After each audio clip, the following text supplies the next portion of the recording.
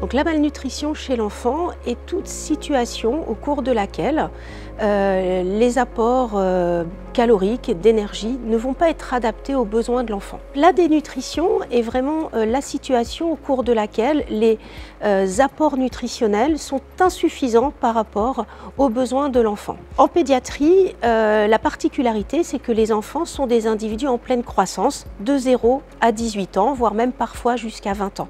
C'est donc une situation vraiment à risque au cours de la vie de dénutrition. Et il y a deux périodes plus particulièrement à risque qui sont les petits-enfants avant l'âge de 3 ans et les adolescents avec la période pubertaire, car ces deux périodes correspondent à des périodes où les enfants ont des besoins énergétiques très importants. La dénutrition concerne à peu près 10% des enfants à l'hôpital et il faut savoir qu'elle est particulièrement fréquente chez les enfants aussi qui sont atteints de pathologies chroniques comme par exemple le cancer ou des maladies digestives importantes. Quels sont les signes qui vont nous faire penser à une dénutrition chez l'enfant? Eh bien, c'est l'évolution de la courbe de croissance en poids et en taille qui va être majeure et qui doit être surveillée.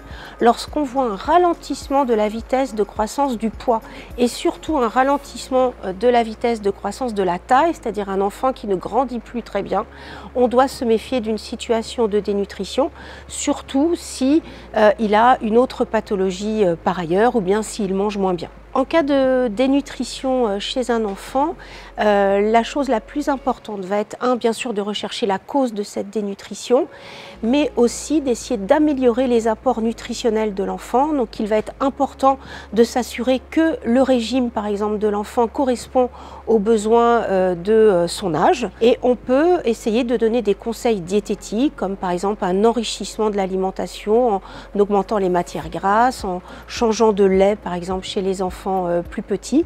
Et chez les plus grands, on peut proposer des prises en charge parfois plus spécifiques comme des compléments nutritionnels ou parfois, dans les cas extrêmes, mettre en place une nutrition entérale, voire une parentérale, mais ça reste des situations exceptionnelles qu'on rencontre à l'hôpital.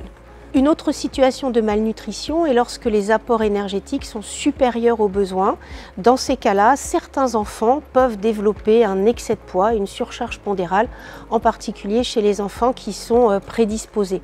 La surveillance de la courbe de croissance en poids et en taille et la courbe d'IMC permet aussi de dépister ces situations et de l'aborder au cours d'une consultation. Lorsqu'un enfant est en situation de surpoids, voire même d'obésité, selon les critères, alors on peut rechercher éventuellement des éléments lors d'une consultation simple pour essayer de favoriser un meilleur contrôle de l'alimentation et favoriser l'activité physique.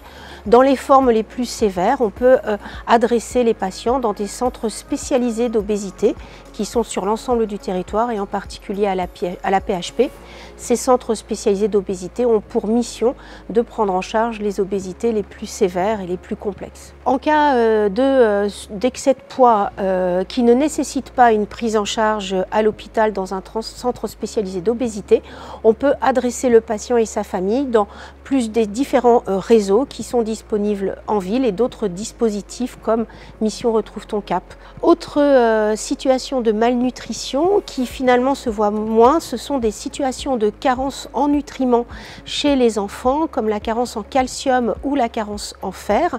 Ces carences peuvent être observées chez des enfants qui ont des erreurs diététiques ou une insuffisance de consommation de certains produits, comme par exemple les produits laitiers pour le calcium ou l'insuffisance de consommation de lait de croissance ou de consommation de produits d'origine animale chez les enfants plus grands pour la carence martiale.